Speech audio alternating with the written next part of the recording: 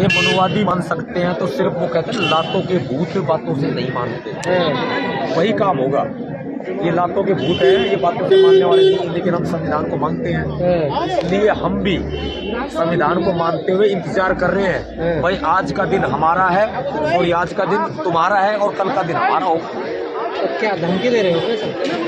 अगर सुनो, अगर ना इसको कोई धमकी मान दे तो मान ले, हमें कोई प्रॉब्लम नहीं है। हम तो समझा रहे हैं थोड़ा सा भाई, ऐसे भी मान ले, सोचने पर डिपेंड करता है ना कि धमकी वो मानते हैं क्या मानते हैं। हम तो सिर्फ समझा रहे हैं। एक तरफ आप चैलेंज भी करते हैं, दूसरी तरफ कहते हैं हम संविधान को भी मानते हैं, तो ये दो चीजें कैसे? संविधान हमें अभिव्यक्ति की आजादी देता है, तो ये अभिव्यक्ति की आजादी है जो मैं बोल रहा हूँ, ये समझनी पड़ेगी। आप लोग आ जाते हैं या प्रशासन उथल पुथल हो जाता है? प्रशासन बीजेपी का है, सरकार बीजेपी की है, और जिंदा लोग हैं, आप जैसे भाई हैं, और हमारे नहीं कहते जो मिशन को चला रहे हैं। जब यहाँ एक तरह से मेला बना हुआ है, समाज है पूरा दिल्ली में, ये जब छोटी सी हुंकार भरी तो हालात सबको देख लो, दिल्ली नीली होगी, दिल्ली नीली होगी, और अगर ये लोग पूरी अगर हुंकार भर देंगे, ये लोग पूरे तरीके से सड़कों पे आ जाएंगे, बीजेपी का जीना मुश्किल हो जाएगा। आवाज आती है भीमसेना का अध्यक्ष आता है, दिल्ली पुलिस उथल पुथल हो जाती है, कहीं इधर से फोर्स बुलाते हैं, कभी उधर से फोर्स बुलाती है। क्या है आपके अंदर? तोप लेके चलते हो, गोले लेके चलते हो, बारूद है, क्या है?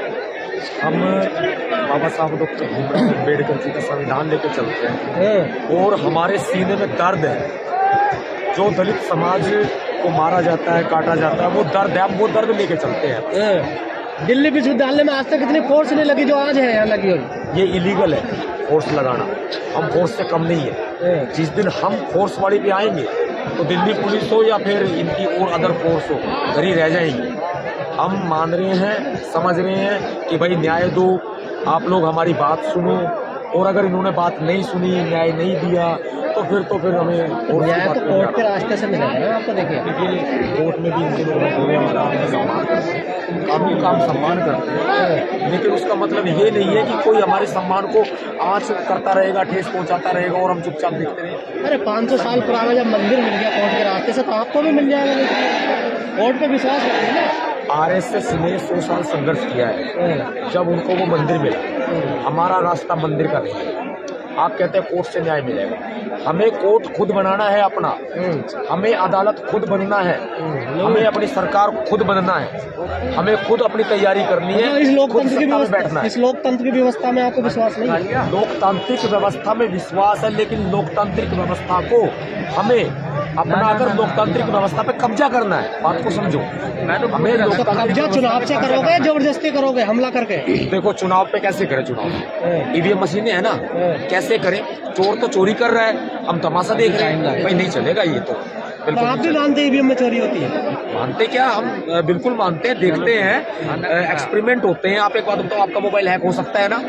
हो सकता है। आपकी फेसबुक आईडी हो, यूट्यूब हो, कुछ भी हो, हैक हो सकता है आपका। ऐसे ईवीएम भी हैक हो सकती है। नरेंद्र मोदी जी सब कुछ हैक करके चुनाव जीत जाएंगे।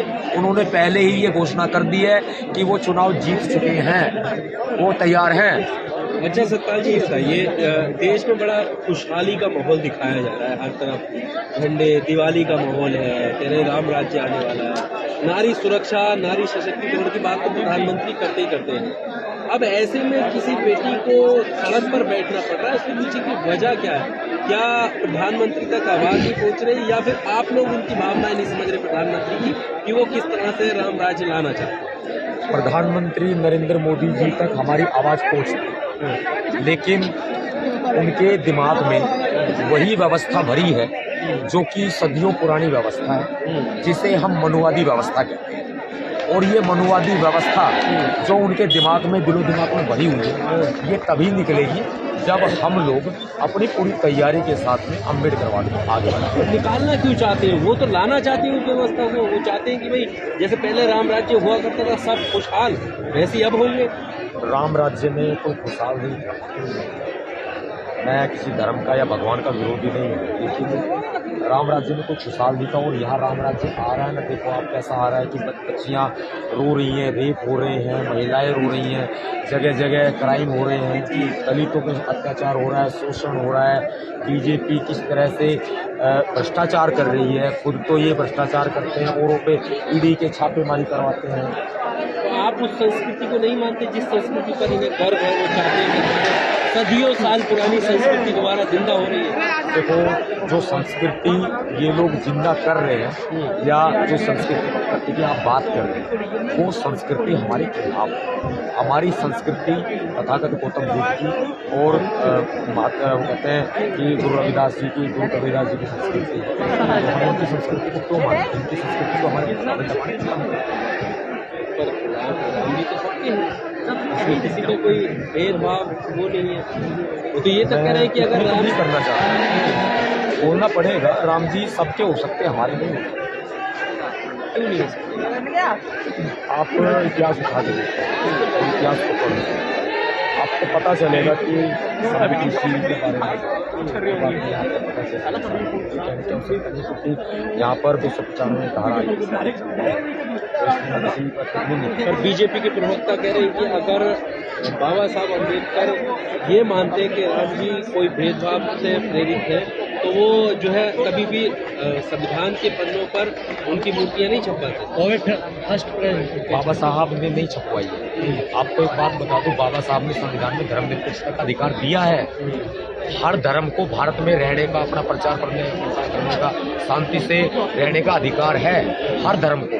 ये नहीं कि तुम बच्चों की तरह, बंदरों की तरह उछलो और दलितों का अत्याचार करो, महिला पे अत्याचार करो। ये नहीं चलेगा इस देश में। इस देश में चलेगा तो बाबा साहब अम्बेडकर का संविधान चलेगा, नहीं तो मैंने शुरू में भी कहा है कि दांतों के भूत बातों से नहीं मानते। फिर हमें अपनी वाली पे आना पड़ेगा और उनको सबक सीखना। क्या है आपकी वाली? जब करेंगे तब बताएंगे। अभी भी संविधान से नहीं चल रहा है? नहीं, अभी नहीं चल रहा ना। संविधान गलत हाथों में, संविधान गलत हाथों में जा चुका है, बचाना है। संविधान से नहीं चलता तो आप ऐसे प्रोटेस्ट कर रहे होते? वो तो इनकी मजबूरी है। आईपीसी बदल गई, सीआरपीसी बदल गई, इंडियन एविडेंस एक्ट बदल गया, सब कुछ तो बदल रहा है। संविधान के सेक्शंस बदल रहे हैं, सारे आर्टिकल्स बदल रहे हैं, सब कुछ तो बदल रहा है। तो आप खुद समझदार। कहा जाता है कि आप जो ज्वलनशील मुद्दे होते हैं उनमें भी कूद जाते हैं, जहाँ आपका कोई काम नहीं होता वहाँ भी आप कूद जाते हैं। हम हर व्यक्ति के साथ है जिसको सताया गया है। हम अम्बेडकर वाले, इसलिए हमें डर है। सीधा टकराव की बात करते हैं आप। टकराव की बात करना भी जरूरी है, क्योंकि अगर गर्मी निकल जाएगी लोगों के शरीर से तो फिर तो बर्फ जम जाएगी और फिर आपको मालूम है कि क्या हालात पैदा होंगे। लोग बाग फिर कपड़ों में जो है ना वो कैसे जिएंगे बताओ। ठीक है जी, ओके, जय भीम।